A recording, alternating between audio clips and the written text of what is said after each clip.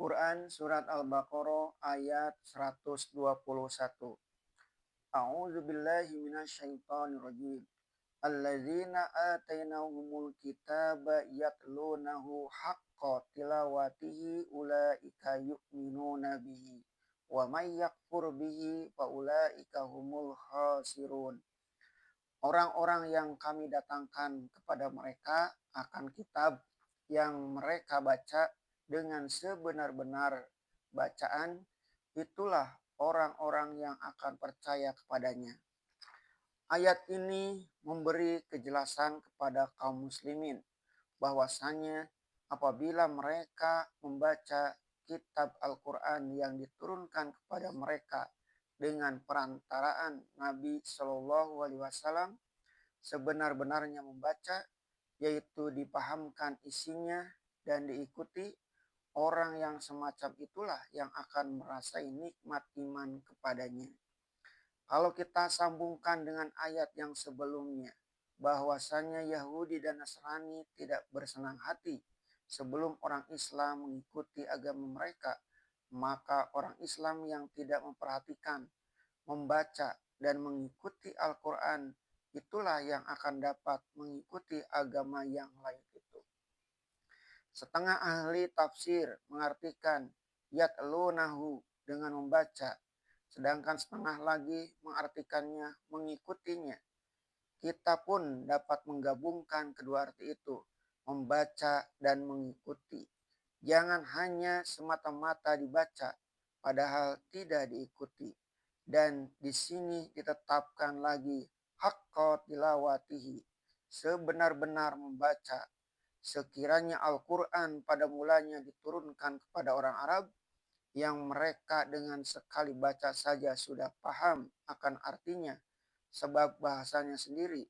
Betapa lagi kita yang bukan Arab, niscaya lebih bergandalah kewajiban kita untuk memahamkan arti, serta menjadi kewajibanlah bagi orang yang pandai bacaan dan maknanya untuk mengajarkannya kepada yang belum pandai. Hendak membaca, hendaklah dibaca dengan penuh perhatian dan mempelajarinya dengan seksama. Pelajari sampai paham. Orang-orang yang demikianlah yang diharap akan beriman kepadanya. Orang yang langsung mempelajari kitab dengan akal yang bebas, jangan mendengar penafsiran pendeta-pendeta mereka yang telah mengandung maksud lain. Mereka itulah yang diharapkan beriman kepada kebenaran Nabi Muhammad SAW. Dan barang siapa yang tidak mau percaya kepadanya, yaitu pemuka-pemuka mereka sendiri, pendeta-pendeta mereka yang telah membuat tafsiran lain karena maksud tertentu, itulah orang-orang yang merugi. Rugilah mereka karena tidak mendapat kebahagiaan hidayah. Gelaplah mereka di dalam selubung hawa nafsu dan kedustaan, baik oleh karena mereka memutar-mutar penafsiran kitab suci dari kebenaran maupun karena tidak berani membantah apa yang telah diputuskan oleh pendeta-pendeta mereka. Ini pun menjadi ikhtibar pula bagi kaum muslimin yang telah 14 abad jarak dengan Nabi kita Muhammad Shallallahu Alaihi Wasallam. Meskipun telah berjarak 14 abad, namun apabila kita mengambil petunjuk Rasulullah Shallallahu Alaihi Wasallam langsung dari Al-Quran yang telah beliau bawa, tidaklah kita akan tersesat. Hanya dengan membaca Al-Quran dengan sebenar-benar bacaan dan memahamkan maksudnya, hanya dengan itulah kita akan dapat beriman kepada kebenarannya. Tetapi orang yang membacanya hanya karena mengharapkan pahala, tetapi tidak tahu apa isinya, tidaklah diharap akan mendapat cahaya iman dari dalamnya.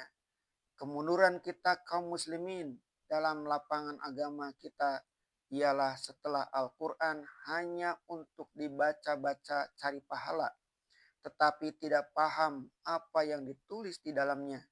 Apatah lagi setelah zaman kemunduran timbul gejala dalam kalangan Islam bahwa penafsiran orang yang dinamai ulama lah yang wajib diperhatikan karena beliau lebih paham akan Al-Quran daripada kita orang awam ini.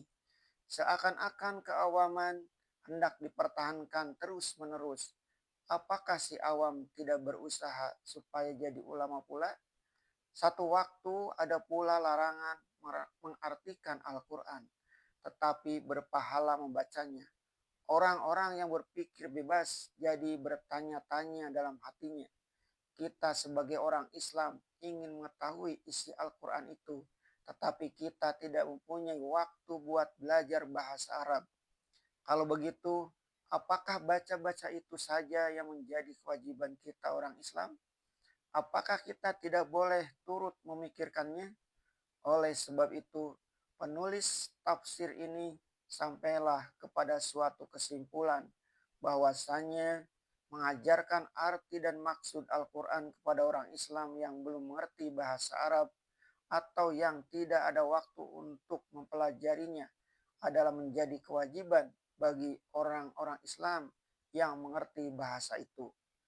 Dalam pengalaman saya akhir-akhir ini di Jakarta, berpuluh orang laki-laki dan perempuan Islam yang selama ini mendapat pendidikan di sekolah-sekolah barat membaca tafsir atau terjemahan Al-Quran ke bahasa Belanda atau Inggris dan sekarang sudah ada bahasa Indonesia telah menjadi orang Islam yang tekun dan bertambah tekun keinginannya mempelajari lebih mendalam. Meskipun pada mulanya jangankan mengetahui bahasa Arab, sedangkan tulisannya itu saja mereka tidak tahu.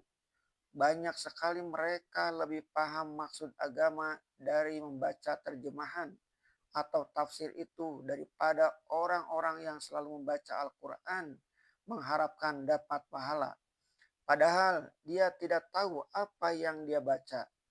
Kadang-kadang dalam pergolakan zaman timbul juga gejala-gejala pengaruh agama lain ke dalam masyarakat Islam, bahwa yang berhak menentukan pemikiran agama itu hanya para golongan yang digelari ulama atau kiai.